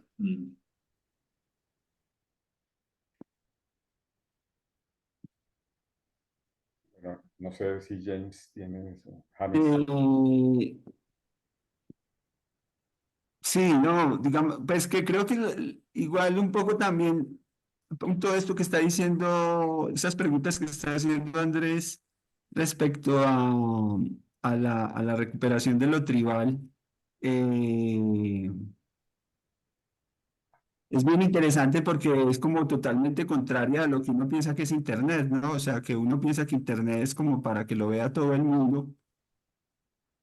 Y de hecho lo que la mayoría de la gente experimenta es que muy poca gente lo ve, ¿cierto? O sea, esa gente que lo ve mucho son realmente pocos, lo mismo que siempre, ¿no? O sea, como que es una élite, unos cuantos personas manejan esas que lo ven millones de personas y yo no sé qué son influencers, pero el 99% de la gente que está en Internet lo ven muy pocas personas, es decir, termina siendo tribal, es como lo que Andrés está planteando, ¿cierto? Es como descubrir un poco como el agua tibia, algo que de todas maneras estaba ahí debajo de la ideología, de las ideologías de pronto más individualistas y capitalistas, ¿cierto? Pero que debajo de esa ideología actual del individualismo capitalista y la masa capitalista, debajo de eso está el hecho de que esas masas en últimas siguen siendo tribales, siempre han sido tribales, toda la vida han sido tribales, solo que ahora se puede demostrar, ¿no? O sea, como con datos, como técnicamente, como que no tenemos que ir a mandar a hacer una gran encuesta que nos cueste millones de dólares para que vaya un estudiante de 11 o décimo a cada casa a preguntar unas cosas, sino que ya tenemos la información inmediata, instante a instante de cómo se está comportando la gente. Y pues lo que vemos es que sí, hay unas grandes masas de personas que se agrupan alrededor de algunos superestrellas, ¿no? Que también es muy normal de la humanidad. La humanidad ha hecho eso normalmente. Grandes cantidades de gente se hacen alrededor de alguien que consideran como especial porque reúne seguramente un arquetipo de una manera muy pura o muy visible o muy clara para la gente en su inconsciente. Eso ni siquiera tiene que ser eh, consciente, pero entonces que en últimas es eso, o sea, en últimas no es un internet para miles de personas, no es un internet para millones de personas van a ver. Este video va a tener 30 o 40 visitas o 50 visitas o 100 o 500, igual va a ser poco. Eh, Ha sido así desde hace 2 o 3 años que lo hemos hecho. Para el 99% de la gente sigue siendo así. Entonces, como que es bueno cortar ese velo de creer que es que estamos haciendo esto para que nos vea un poco de gente. Primero, esto lo estamos haciendo es para vernos nosotros. Es como, como lo primero que tenemos que restablecer, ¿cierto? O sea, de dejar como de la ilusión infantil, ¿cierto? De creer que es que estos videos los ve mucha gente y que somos como medio famosos o microfamosos porque les dan 8 me gusta o 10 me gusta o algo así. Digamos, como que eso lo único que hace es demostrar lo que está diciendo Andrés, y es que lo que están haciendo estas cosas es simplemente mostrar, exhibir un comportamiento natural que hemos tenido siempre, y es que siempre estamos limitados a muy pocas relaciones y a unas pocas personas. Entonces, ¿qué es lo que queremos hacer o qué es lo que veo yo que la Universidad del Futuro tiene que hacer? Es usar eso que es una antropología natural, que no hay, digamos, como usar ese tribalismo, ¿cierto? Y usando ese impulso tribal, crear un grupo que se concentre en desarrollar sus potenciales, ¿cierto? Como en desarrollar su potencial, o sea, en que cada quien va a poner lo mejor de sí para que el grupo se desarrolle, es decir, desarrolle algo, lo que ellos quieran. Digamos, ahí es donde está el punto de la mentalidad o lo que hacían, digamos, los ancianos cuando cuentan las historias o todas estas cosas, ¿cierto? Que es tratar como de unificar un poco como la tribu alrededor de algún paradigma o alguna visión, sí, digamos como que más o menos todos sepamos que somos, por ejemplo, entonces está esta metáfora también ahorita que estaba hablando Fernando de metáforas, está esta metáfora de la canoa. ¿Cierto? Entonces hay un grupo indígena en el Amazonas que se llaman los Tubú, ¿cierto? Yo tengo un amigo ahí que se llama Ica y él cuenta la historia de que allá hablan es de la canoa de la anaconda, ¿cierto? Y la canoa de la anaconda es más o menos como la canoa en la que va la familia, ¿cierto? Y la canoa va sola, digamos que es una metáfora que a mí me parece muy interesante. Nosotros la usamos un poco más jóvenes sin relacionarlo con esto que yo estoy diciendo ahorita, pero es un poco como esa metáfora, hablábamos del esquife, ¿no? Que es el barquito que se desprende del barco grande, que no puede, que no puede venir a las playas, no puede explorar realmente las tierras nuevas, entonces manda los esquifes, ¿no? Manda esos pequeños barcos. Estos vienen de una matriz, pero la canoa no viene de ninguna matriz. La canoa va sola, la canoa es autónoma, ¿cierto? Y en ella hay unos guerreros, hay una familia que lo que están haciendo es sobrevivir, sobrevivir en el infinito, sobrevivir en lo que se presente, sobrevivir en lo que, ¿cierto? En lo que salga en el camino. Creo yo que yo veo un poco como la Universidad del Futuro así, no la veo como la nave San Cucay que se va instalando como en el mundo y entonces va abriendo y van saliendo todas sus navecitas a repartir el evangelio católico por toda y el budista por todo el planeta, sino que, y el cristiano y el islámico, y entonces, sino que realmente son como brotes raros, extraños, son brotes extraños de la naturaleza y de la psique, ¿cierto? Que hace posible que algunas personas, y ahorita más con la tecnología, se puedan como buscar. Y entonces cuando se encuentren, obviamente no son todos los de la Universidad del Futuro, es evidente que pues de 114 conversaciones ahí no están. Ahí no está la universidad del futuro, digamos, en todos, ¿no? ¿Cierto? Porque es simplemente una búsqueda que se está haciendo, como una curaduría que se está haciendo para encontrar esos brotes raros que van a tener como las ganas, el erotismo de quererse seguir viendo un tiempo largo para mirar qué pasa si juntan esas potencialidades, ¿no? Pero eso es como un diseño totalmente autónomo, no viene de ninguna digamos, cada quien trae sus teorías, cada quien trae sus filosofías, cada quien trae sus caminos, pero un poco a lo que estamos derivando eso a eso tribal. Es como una pandilla de gente que está diciendo, o un grupo de música que está buscando bajista y está buscando baterista, o así lo veo yo un poco, ¿cierto? Porque vamos es a hacer música, sí, o sea, vamos es a hacer música y vamos es a girar. Algo así, digo yo en términos de jugar, son simplemente esas metáforas. Entonces yo lo veo como una canoa, lo vería que también la metáfora de la canoa como una nave, como un viaje, eh, por lo menos en este momento. No sé si eso arriba o llega a algún lugar, digamos. De todas maneras, cada uno de los tripulantes está partiendo de algún sitio, viene de alguna vereda, viene de algún pueblo, dejó alguna mamá o alguna tía por allá llorando en la ciudad, lo que sea.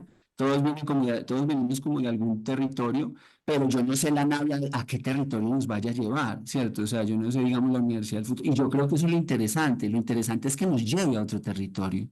¿Cierto? O sea, yo sé que todos, y bueno, y en esos territorios están un poco esos territorios ecotópicos de los que estaba hablando Fernando, y también de los escenarios cosmopolita que me parecen muy importantes.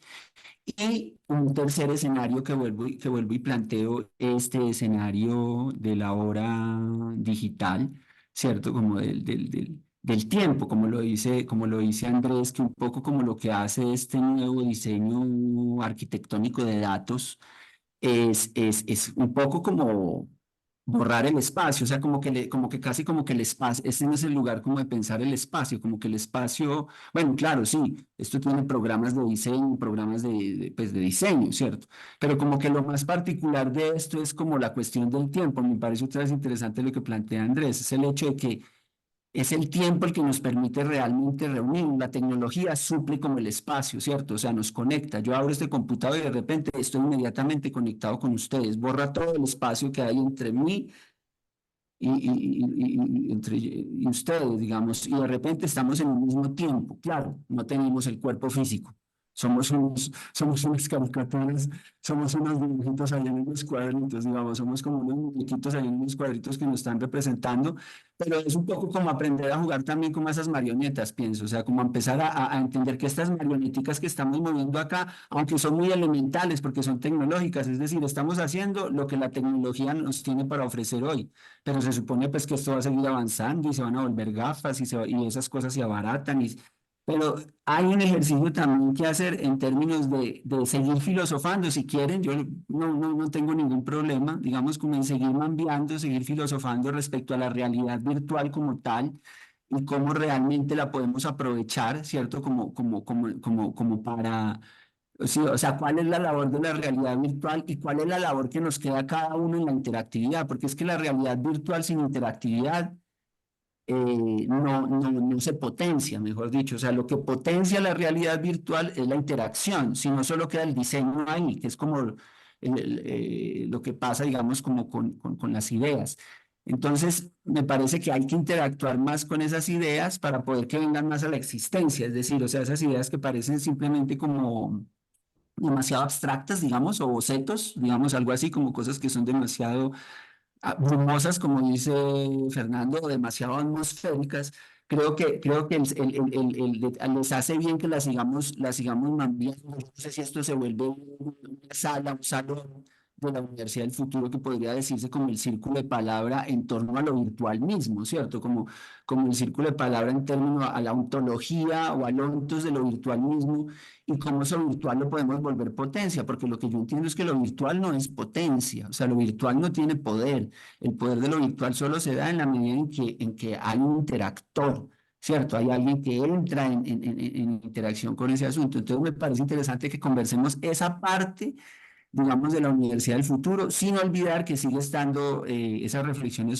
sobre el jardín que me parecen y además porque nos podemos encontrar en el jardín cuando vamos a Bogotá, cuando nos encontramos en el terreno, podemos invitarnos como a tomarnos un té en el jardín y también porque podemos invitarnos a tomar una cerveza en la ciudad también, o sea que esos dos espacios de igual manera, ¿cierto? Creo que se tienen que seguir pensando y se tiene que seguir enseñando y se tiene que seguir mirando cómo son otros, porque lo que dice Fernando es verdad, es decir, no tiene ningún sentido que pensando en estas cosas tan abstractas, luego de aterrizaje volvamos a hacer lo mismo, ¿cierto? O sea, como que embolatarnos un poco como en estas nubosidades es como para bajar distintos, ¿cierto? Como meternos a veces como en estas especies como de abstracciones, es como para bajar distintos. Entonces yo dejaría pensando que si es bueno que sigamos, no ya, yo sé que estos videos están creándose alrededor también de lo de la publicación, ¿cierto? O sea, vienen en la línea de la publicación que hoy de pronto no hemos hablado mucho de eso porque estaba ese tema del campus que me parece muy importante y sigue abierto, pero entonces ahí está, es que el tema del campus es una cosa es pensar el campus como jardín, otra cosa es pensar el campus como ciudad y otra cosa es pensar el campus como tecnología, digamos, ya, o sea, la tecnología en su evolucionar permanente, ¿cierto? No como una tecnología que está ahí quieta, ¿cierto? Sino una tecnología que está todos los días cambiando y transformándose. Creo que yo vería como esos tres niveles y a mí Mm. personalmente me interesa mucho como seguir cambiando la parte de cómo sacarle más provecho a lo virtual, digamos, algo así. No desde ese marketing simple, no desde el marketing simple, uy, aprovechémoslo, no, sino desde primero como filosofar un poco alrededor de esa cuestión virtual y cómo realmente podemos hacer que eso se vuelva potencia, ¿no? Y creo que es muy útil esa perspectiva porque yo siento que estamos como, sobre todo con Internet, un poco como por la infancia todavía. Incluso hayan pasado la web 1.0, 2.0, la web semántica y todos esos desarrollos y ahorita con la inteligencia artificial, siento que todavía es muy útil volver a preguntarnos eso por la relación entre lo virtual y lo real. Incluso Pierre Levy empezó hace muchos años a hacer esa indagación. Paul Virilio también empezó a mirar también como los riesgos también de la aceleración también en relación a la catástrofe, pero siento yo que es necesario hacerle en ese sentido del tétrade es para mirar los aspectos negativos y positivos de la herramienta y no quedarnos solo en la nostalgia, porque la ropa, la imprenta, la radio, siempre han dejado cosas obsoletas y hay unas cosas, pero es muy interesante en términos de lo futuro, qué es lo que puede empezar a traer. Creo que Alexander Barr en ese libro de los netócrates, sería interesante leerlo a él porque él hace un estudio de larga duración de cómo se han dado los procesos de cambio históricos en relación entre la técnica y el ser humano. Valdría la pena echarle una revisada a eso. Y otra de las cosas que a mí me llaman mucho la atención son los riesgos también del tribalismo, que también se están viendo hoy. Me parece que hay que estudiarlos, porque claro, si una sociedad se vuelve más tribal, y es lo que está pasando con lo que llaman esa cultura woke, esa cultura de que cada tribu va creando sus propias, se va poniendo desde el victimismo, va generando una política de identidad y se va fortaleciendo como desde una perspectiva más dogmática, son como los riesgos de ese nuevo tribalismo, que es lo que también explota mucho las nuevas derechas hoy en el mundo, con Milei, Bolsonaro, ¿cierto? Es ver a la gente que está desconectada de esa espacialidad, que está solamente mirando datos y no digiere mucho esos datos, quedan presas muy rápidamente de tribalismos y de enfrentar, incluso lo que está haciendo Netanyahu hace mucho tiempo es estable, con los misrajíes y los askenazis están bien aprovechándose una postura tribal para crear un modelo político. Entonces, como que hay unas potencialidades enormes también de lo tribal, pero también uno ve que actualmente es un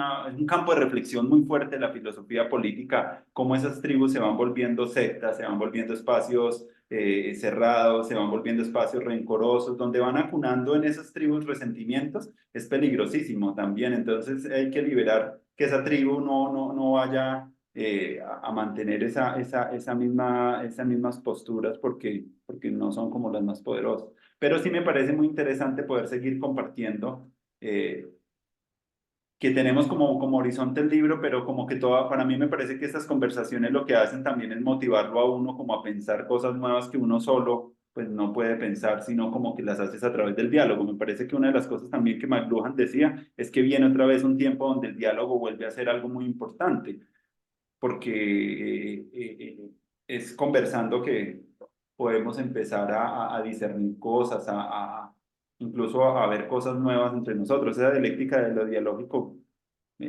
para mí me parece que después de la pandemia es algo muy... Para mí las clases, para mí se volvieron muy importantes dialogar y conversar.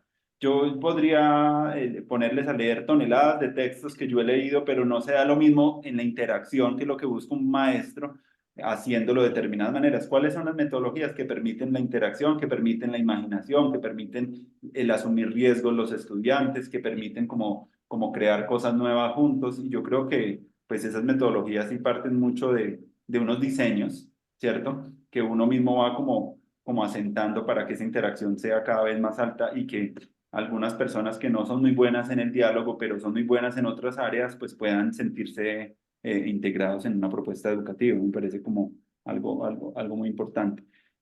Y otra cosa para finalizar que me parece importante de lo que se está diciendo acá tiene que ver con que no es una cuestión del futuro, es cierto lo que James decía, es una cosa de que nos está moviendo de nosotros, de nuestros propios lugares, pero no sabemos muy bien hacia dónde vamos, no tenemos como lo que se tenía antiguamente en las utopías, que se tenía como ya pensado, como todo muy organizado, la estructura que se iba a construir. A veces pensar utópicamente en un tiempo que ya no es moderno no sería como tan la metáfora más importante. Está como la utopía. Creo que Hansi hablaba como de tres figuras de ese mismo pensar como en relación al tiempo. Pensaba lo utópico y lo protópico, como una transformación de ese deseo y de ese anhelo de crear algo nuevo. Y yo creo que pensando en la cuarta pregunta que se llama McLuhan, de qué es lo que vuelve a traer esta cultura actual que antes era obsoleta, y yo creo que es también esa dimensión de lo local, es esa dimensión de lo pequeño, de bajar ese espíritu también heroico que trae la modernidad también y juvenil de esos grandes cambios, y yo creo que vuelve a traer un poco ciertas cosas, bellezas perdidas que ese proyecto moderno no logró ver o de pronto no dejó. Y una de las cosas para terminar que en una de las últimas conversaciones con personas MISAC compartieron es que en la Universidad MISAC había también una relación también con el campo del onírico y del sueño, de ir a pedir en el sueño como ciertas cosas. Me gustó mucho, como que cada estudiante antes de graduarse o de ir a hacer su proyecto de investigación tiene que ir a preguntar o a consultar y le dan un lugar también al onírico, también en la construcción de conocimiento. Entonces me parece muy interesante también esa parte que aprendí con Eider allá en el pueblo Misa, como ir allá a preguntar por el mundo de los sueños y ver lo onírico como un espacio también simbólico, poderoso en la construcción de conocimiento. A mí me dejó como, uff, dejaría por ahí mis reflexiones finales. No sé, Fernando, ¿con qué te gustaría de Bueno, pronto? yo, digamos, rescato lo que dices tú de oralidad y escritura, que McLuhan vuelve otra vez a colocar en la palestra en los años 60. Eso me pareció interesantísimo, ¿no?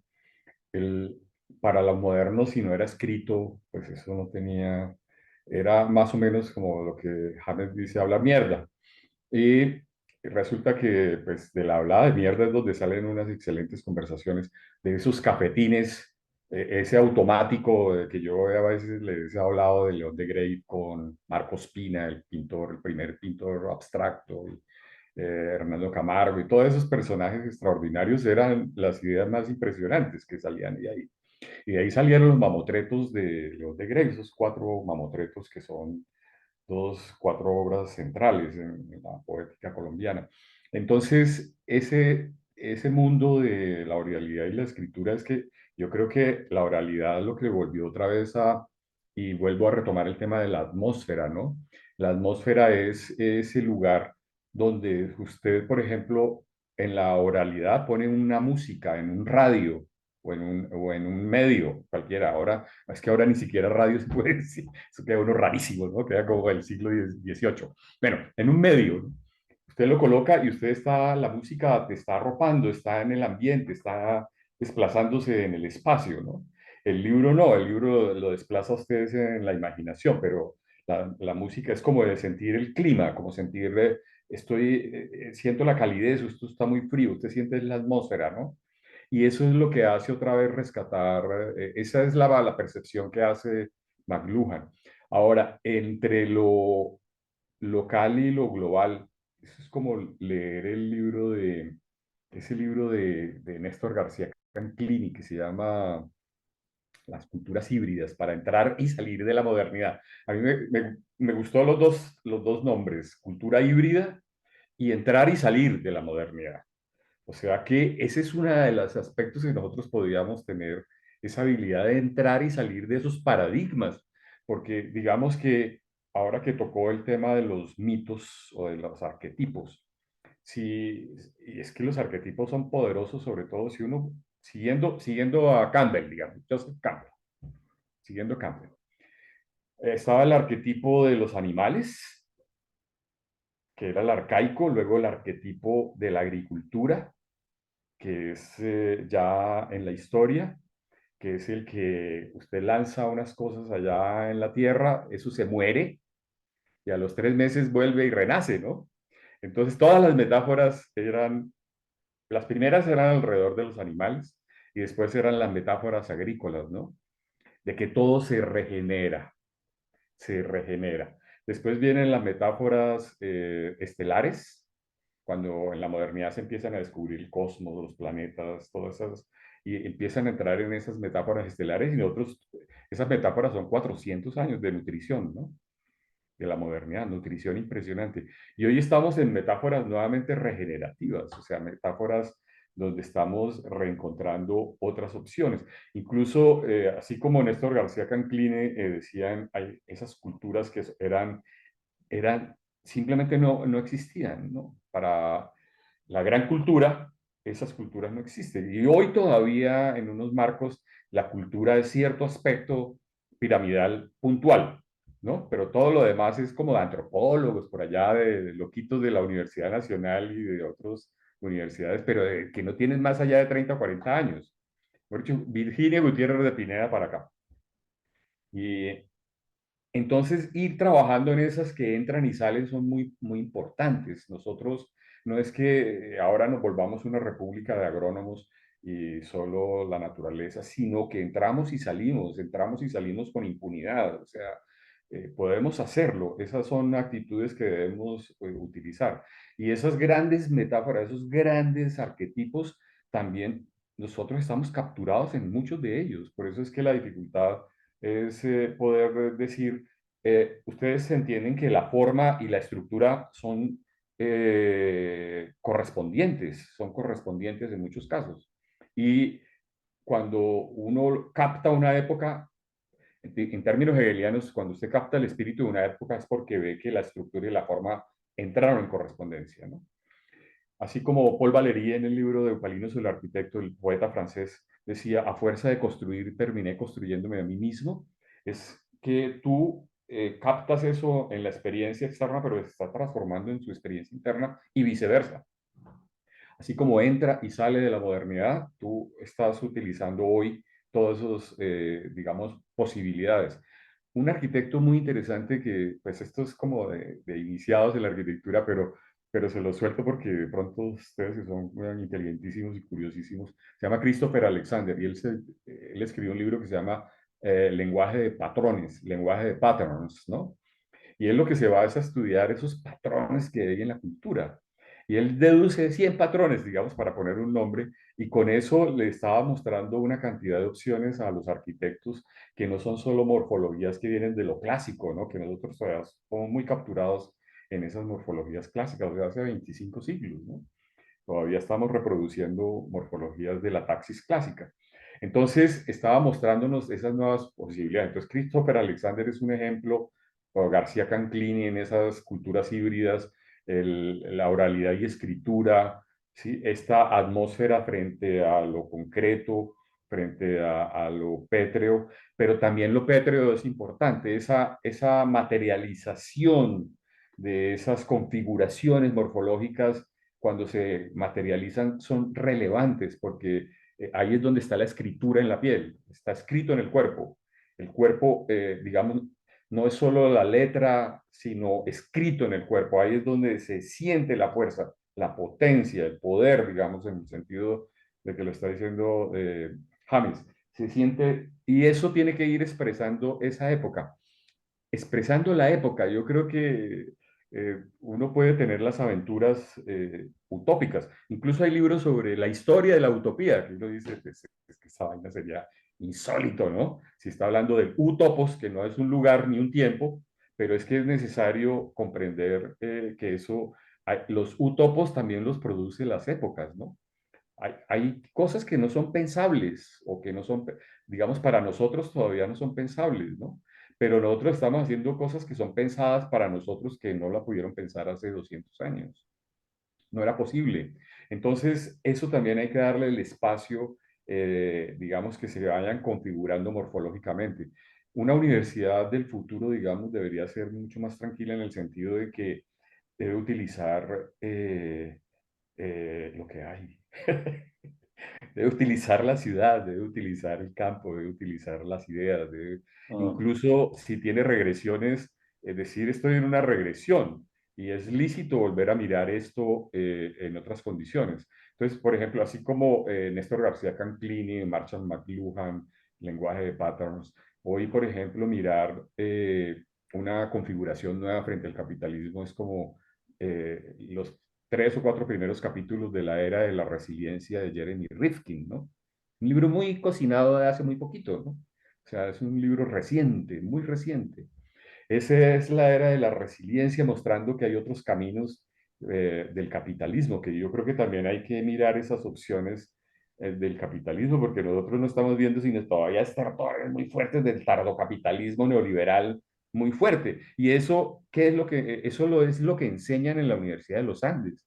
Eso es lo que enseñan en la Universidad Javeriana, en el Rosario y en el César y en Antioquia.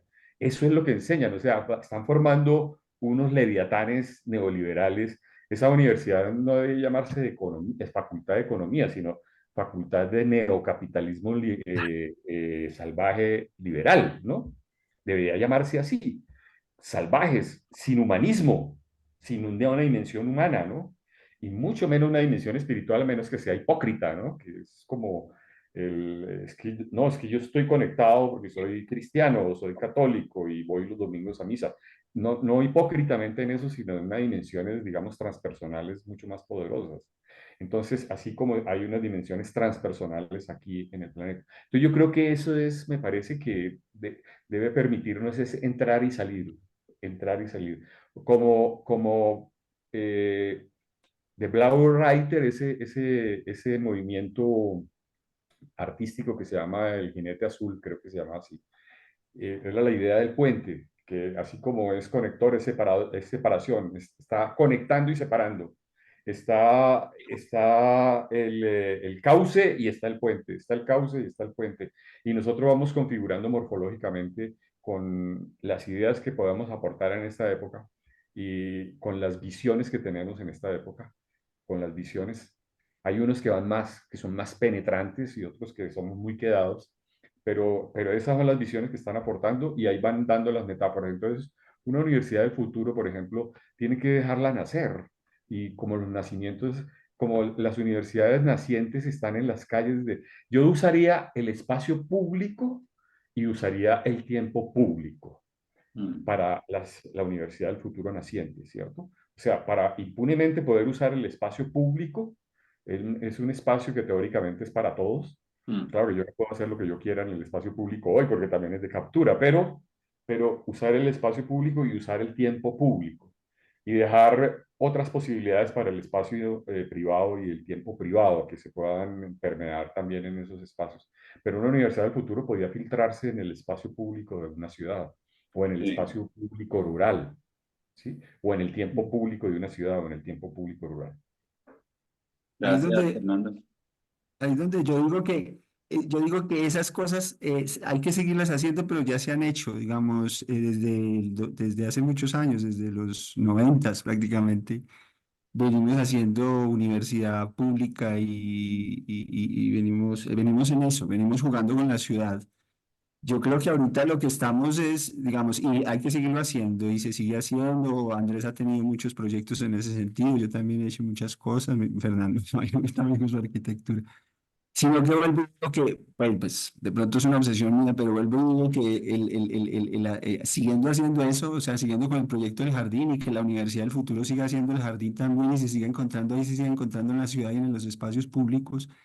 Veo el asunto también de esos encuentros aquí, digamos, o sea, de que desde que empezamos las conversaciones en el 2022, ¿cierto? Que se empezó eso con la Universidad del Futuro y que se fue a acumular, digamos, como que eso es lo que yo creo que estamos cambiando, digamos, como que eso es lo que se ha sembrado, eso es lo que se ha cultivado que es, digamos, como que una autopoiesis, ¿no? Como un Sócrates encerrado de sí mismo, un grupo de gente jugando fútbol o jugando a la Universidad del Futuro durante un tiempo, y entonces empiezan ahí en ese conversar, en esa dialéctica, en ese motor de conversar, empiezan a salir unas metáforas que salieron, pues, naturalmente esas nueve metáforas del eneagrama que Andrés puso más o menos en esos 9 temas.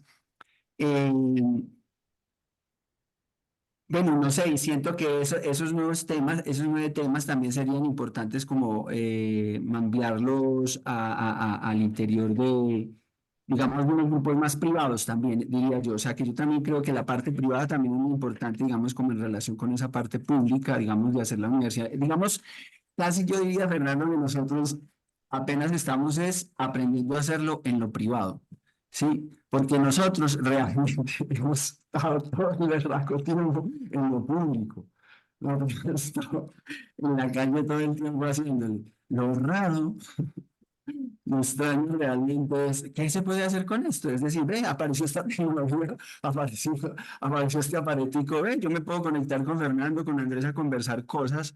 Y ahí viene el asunto interesante y es cómo no solo es virtual, o sea, que es como el primer peligro, digamos, que se plantearía, es cómo no nos quedamos como embobados solo construyendo cosas en lo virtual, cómo no nos quedamos solo haciendo atmósferas, ¿cierto? Como diseñando la universidad del futuro para toda la eternidad, sino cómo también propiciamos la interacción, diría yo, la interacción con eso eh, que, que, que estábamos hablando, como con la lluvia de ideas, ¿no? Como con la interacción con esas nubes que creamos a partir de la conversación, ¿cierto? Es como si creáramos una energía a partir de la conversación. Y lo otro que digo es que no se trata, pienso yo que no, es un poco como los espermatozoides, ¿no? O sea, como que se habla todo eso, pero solo coronan uno o dos, digamos, uno la mayoría de las veces, ¿cierto? O sea, como que solo se termina materializando uno, es decir, No nos tiene que preocupar que el 99% de los globos que estemos echando aquí no terminen, no los terminemos concretando nosotros, de pronto los va a concretar otra gente. De pronto otras personas han visto estos videos y eso los llevó a hacer alguna otra cosa, aunque no agradecieron ni nada. Uno hace lo mismo también. Y de pronto en el futuro también alguien los va a ver y les va a hacer una tarea o simplemente para causarle un pensamiento que luego lo va a llevar a, digamos, como a una acción, ¿cierto? Pero digamos, la mayoría de lo que nosotros estamos hablando acá, digamos, no lo vamos a concretar. Es un poco como los bocetos, ¿no? Es como un poco como los bocetos. O sea, yo no me voy a poner a hacer 1000 bocetos para decir que los 1000 bocetos, digamos, no. O sea, como que ahí eso se va a ir depurando hasta que algo va a ir realmente viniendo ya a lo público, eso. Yo pienso que yo vería un poco como una dialéctica también entre lo privado y lo público, donde en lo privado hacemos un poco esto que estamos haciendo, digamos, como acumulando, como dándonos. Entonces, en ese sentido, sí me parece interesante como motivarnos, ¿cierto? O sea, como que estos espacios también virtuales, me parece que la virtualidad tiene que ser como una cosa motivadora, como que nos motive a la interacción, es decir, como que a la final el objetivo en últimas del diseño virtual o de la creación virtual es que nos motivemos a interactuar. No nos podemos obligar a interactuar, eso es otra cosa. Si las personas no interactúan con los diseños que yo hago, yo no puedo hacer nada, yo no puedo pegarles, pues, obligarnos a que interactúe con lo que yo produzco, no podemos hacer eso. Lo que podemos hacer es seguir diseñando y seguir tratando de mejorar nuestros diseños hasta que esos diseños puedan llegar a algo que realmente la gente interactúe o el público, o sea, para no imponer algo, sino que interactúe naturalmente con eso. Mientras tanto, yo diría que tenemos que ser resistencia. O sea, mientras tanto, yo diría que tenemos que seguir siendo y tener paciencia, como dice Fernando, y dejar nacer el niño, ¿cierto? Como tener mucha resistencia en seguir aquí como en esta sala de espera, por decirlo de algún modo, para que el niño nazca, ¿cierto? Que es un niño grandecito, entonces seguir aquí conversando y conversando y conversando y no irlo a sacar del lugar del parto antes de tiempo, porque se nos muere, que fue lo que le pasó de pronto a Fernando Baena. Digamos, de pronto, pues una metáfora es que sacar el niño, sembrar el niño y luego de pronto sacarlo muy rápido hace que No, y no eso es tenga lo que como. pasó también en muchas dictaduras. Pensar un desarrollo que va a un nivel cuando el desarrollo psicológico de las personas no está adecuado al desarrollo que se está proponiendo, eso genera de una totalitarismos. Entonces es mejor ir como a paso lento para ir haciendo las cosas lo mejor hechas posible, y no abortar el bebé que están haciendo. Me parece muy interesante, me gustó mucho esa idea del patrón, porque creo que este filósofo Whitehead, este filósofo estadounidense, también hablaba como la cuarta etapa en el desarrollo de la ciencia y la introducción de esa noción de patrón, que creo que Gregory Bateson también retomó, buscar el patrón que conecta, y esa atención a ese concepto ayuda a que el entendimiento de la naturaleza, y el entendimiento y la comprensión de un espacio nuevo pues pueda ser muy inspirador. Yo creo que eso es parte de la producción de lo que podríamos llamar la inteligencia natural o simbiótica, buscar esos patrones que permitan desarrollar eso. Entonces me parece muy, muy, muy, muy interesante eso que planteas, y no sé con qué podríamos para la próxima sesión, qué hilos podríamos ver para ir ya cerrando de lo que podríamos seguir conversando y pensando porque me parece muy interesante esto, que los temas que van surgiendo son los que van destilando la misma conversación, no como hacer un currículum, sino que el currículum, como lo pensaba también Loris Malaguzzi, es la conversación de los maestros. Allá en Reggio Emilia no tenían un currículo como tal, pero tenían unas propuestas innovadoras muy potentes. ¿Por qué? Tenían cosas muy claras frente a qué significa el ser humano, ¿cierto? Cuáles son los valores que orientan esa construcción de la sociedad que se está haciendo, y una permanente conversación de los maestros. Eso realmente es lo que es una apuesta curricular, la conversación, no es como un documento último. Entonces, ¿qué pensarían ustedes que podrían ser los hilos para una próxima conversa? Dejaría ahí yo para. Bueno, yo, digamos, frente a la idea de seguirlo madurando, pues, de acuerdo. Y lo que dice Jane Hannes, que es elaborándolo y pensándolo, pero yo sí creo que es necesario ir haciendo, digamos, aterrizajes de materialización. Pero me encanta un filón que plantea Hannes ahí. La materialización no es una caja, ¿no? Solamente. sino interacciones. Es que yo por eso usaba la metáfora del espacio público y del tiempo público, porque ahí es donde se producen una cantidad de interacciones. Entonces, ese es un espacio, una plaza de Bolívar es un espacio de interacciones, ¿sí? Que puede ser desde esas interacciones o ese espacio solitario que a veces, o el lugar de las palomas, o esa marcha del 1 de Mayo que fue una locura, ¿no? Entonces pueden ser, pensar también en esas dos otras opciones y acercándose a ideas de materializaciones también, acercándose a ideas de materialización. Entonces por eso yo sugiero que lo de Arcosanti se ha visto, que ustedes lo miren, no porque eso sea así, sino porque cómo estaban las ideas de Paolo Soleri detrás de eso y cómo se fueron configurando con el trabajo de un grupo de gente. Además, un trabajo que era gratis, ¿no? Era un trabajo gratuito que se hacía. Era el aporte que yo le hacía en 2 años a la ciudad de Arcosanti. Y claro, que la ciudad me cuidaba, me daba el espacio y me cuidaba, pero yo le aportaba mi trabajo y mi sabiduría para desarrollar las ideas de lo que estaba nutriendo eso. Habían ideas de arcology, o sea, de la idea de arqueología, de arquitectura y ecología. Y entonces ir mirando como ejemplos de ese orden un poquito, pero también ir mirando la ciudad real, esa ciudad de Canclini, esa ciudad que existe, que a mí siempre me parece interesante, porque esa es la primera ciudad que uno puede apropiarse y apropiarse temporalmente, nunca es una apropiación de los próximos 500 años, sino eso es una apropiación es de un día, o de unas horas, o de una semana, o algo así. Irse encontrando esos lugares. Entonces yo pienso que pueden ir los dos caminos nutriendo y haciendo esfuerzos de encontrar como metáforas visuales, ¿no? Como de configuraciones morfológicas, como de que es un espacio de flexibilidad, ¿no? Entonces, es un espacio que se transforma, es un espacio que se modifica, es un espacio que sirve para unas cosas, puede servir para otras cosas. Es un espacio que se configura verticalmente, que se configura horizontalmente. Es redondo, es cuadrado, es sin paredes o es con paredes o es con pliegues, es de morfologías naturales. Por ejemplo, esa idea que, no sé si fue Andrés el que la planteó, que usaban las metáforas naturales para el diseño. Por ejemplo, esto se llama biomímesis en diseño, ¿no? Se Mm. llama bioemulación. Estudian las morfologías naturales y después, pero personajes inteligentísimos las devuelven aquí y las configuran como tecnes morfológicas para hacer desarrollos de diseño industrial, de arquitecturas, de ciudades, de lo que sea, ¿no? Eso viene trabajándose con mucha potencia y se llama biomímesis en inglés o biomímesis o bioemulación, ¿no? Dentro de la idea de la biomímesis. La idea de la biomímesis es importantísima, o sea que si ustedes la exploran, biomímesis es fascinante, ¿no? Y yo creo que Chévere hay para...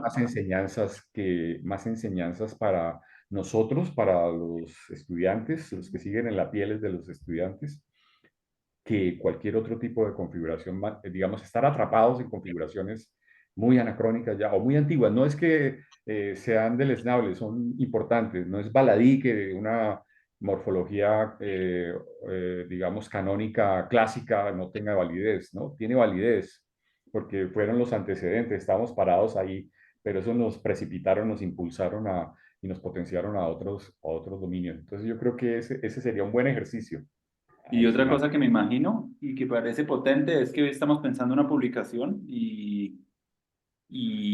sería maravilloso para los arquitectos o artistas que quieran participar también diseñando bocetos de ese campus. Recuerdo mucho el libro de Michel Onfray de la Universidad Popular allá en Caen, en Francia, que ese libro está articulado primero con el manifiesto de esa universidad, pero por el otro lado termina el bocetaje de una persona frente a esos espacios y pensaron la concha acústica y era empezando un poco como las metáforas más ricas para esos espacios. Entonces también sería agradable también de pronto de pronto hacer esa convocatoria también de tener un poco ese bocetaje, no solamente la escritura que vamos a hacer, sino también pueden haber bocetos futuristas de esos espacios. Me parece muy interesante también.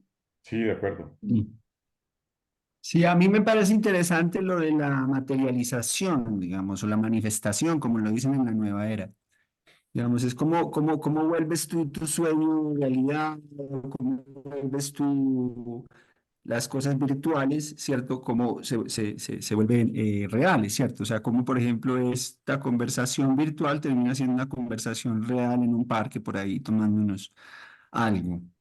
Eso me parece un tema importante, que es lo que tú estabas diciendo, o sea, esa relación entre lo virtual y lo real, ¿cierto? O sea, porque ese puente puede ser también, ese puente es como el que hay que hacer, algo así, o sea, como que es como un poco como el mito, ¿no? Como si de pronto lo virtual representara el logos y lo real representar el patos, lo patético, y en medio toca hacer ese mito, ¿no?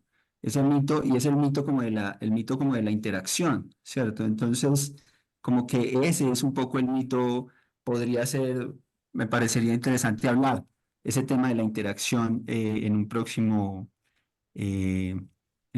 una próxima reunión, hablar sobre la interactividad como el concepto más potente o incluso que el de fuerza,